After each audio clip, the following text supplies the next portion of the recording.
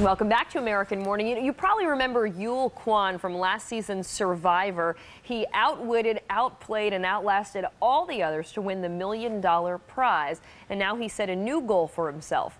Next week, in a series of special reports on uncovering America, Yul will be helping us explore some of the unique challenges facing Asian Americans from the boardroom to the big screen. Here's a preview. The winner of Survivor Cook Islands.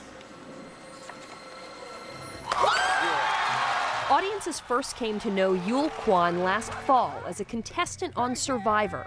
Throughout all of the challenges, what mattered most to Kwon was setting a good example for Asian Americans. Like when I grew up, I didn't see any people look like me on TV.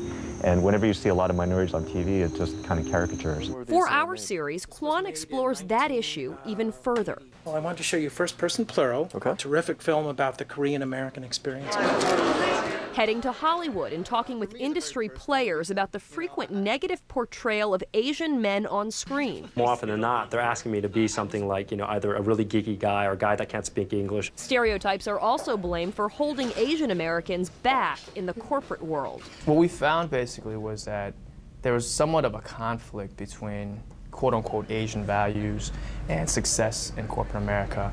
In our second story, Kwon talks with business experts who say that less than 1% of senior executives are Asian American, and finds out why Asian Americans might be excelling academically, but not making it to the top of the corporate ladder. Race has affected the opportunities given to me in the course of my life. Our final story tackles the hot-button issue of affirmative action.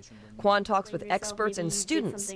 Some say their race helped them get ahead, while others say that even with top grades, they're being shut out because of their ethnicity.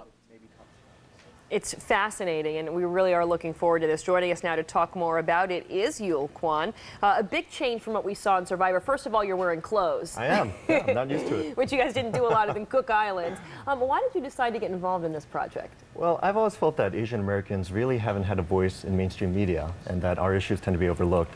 So I thought it was important to try to bring out some of the issues and challenges we face as a community to a broader audience. Yeah, and it is going to be neat when you're exploring that, because I didn't realize less than 1%, in the corporate world, when you have such a well-known academic achievements from Asian Americans. Why doesn't it translate into the boardroom? Well, I think the reality is that, there's this model minority myth that kind of lumps all Asian Americans together as one group, and the perception is that we're all academically strong. The reality is that we're all individuals and we all have issues. All the issues that we'll be covering in the series are ones that I can relate to on a personal level because I've struggled with them. When I was a kid and I was watching TV, I didn't see people who looked like myself. You're right. And if I did, it was always a stereotypical image like the kung fu master who could kick butt, but he couldn't speak English.